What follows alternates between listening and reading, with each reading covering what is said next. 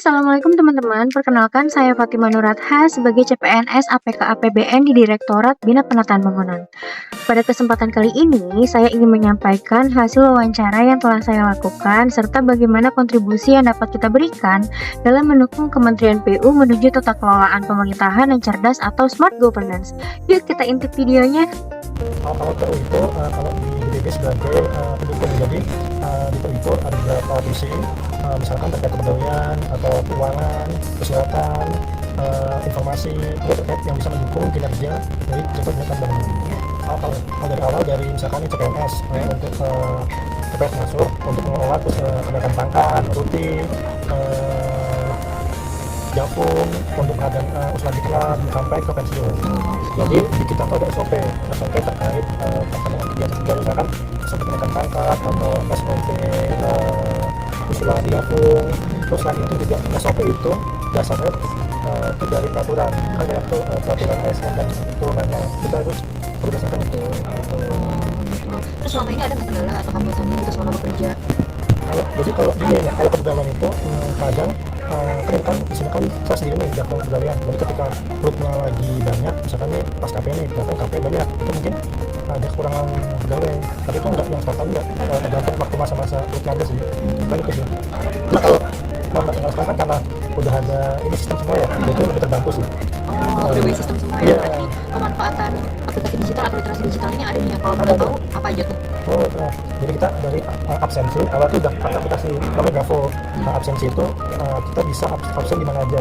Jadi di PO ini absensi itu ada radius 1 kilo. Jadi dan itu foto selfie, jadi kita nggak bisa silakan manipulasi lah. Dan kalau jaraknya di luar itu nggak akan bisa.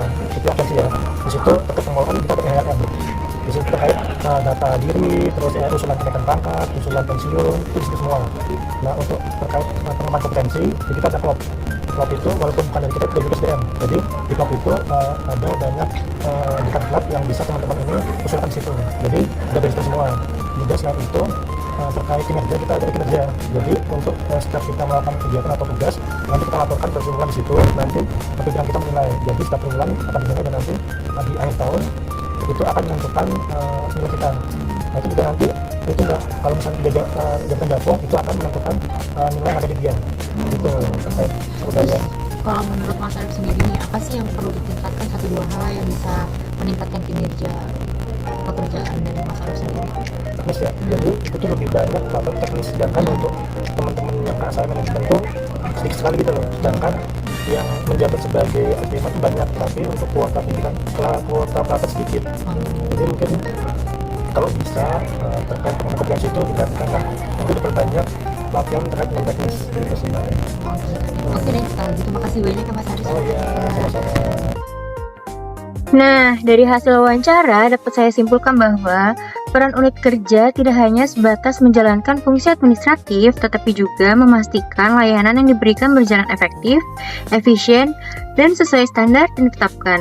Dari yang saya pahami mengenai bidang kepegawaian di TU pada Direktorat BPB ini, kita melihat bagaimana manajemen ASN dilakukan untuk menghasilkan ASN yang cerdas atau smart ASN.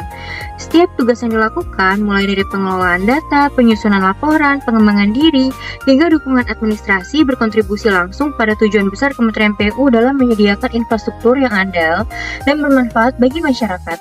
Hal ini sejalan dengan smart governance, yaitu tata kelola pemerintahan yang transparan, akuntabel, dan berbasis teknologi. Sebagai ASN muda, penting untuk menerapkan nilai-nilai smart ASN seperti integritas, profesionalisme, literasi digital, dan sebagainya untuk terus meningkatkan kinerja agar pelayanan publik lebih berdampak serta mendukung terwujudnya tata kelola pemerintahan yang cerdas di Kementerian PU. Harapan saya melalui sinergi antara individu, unit kerja, dan kementerian secara keseluruhan, kita dapat benar-benar mewujudkan smart governance di Kementerian PU.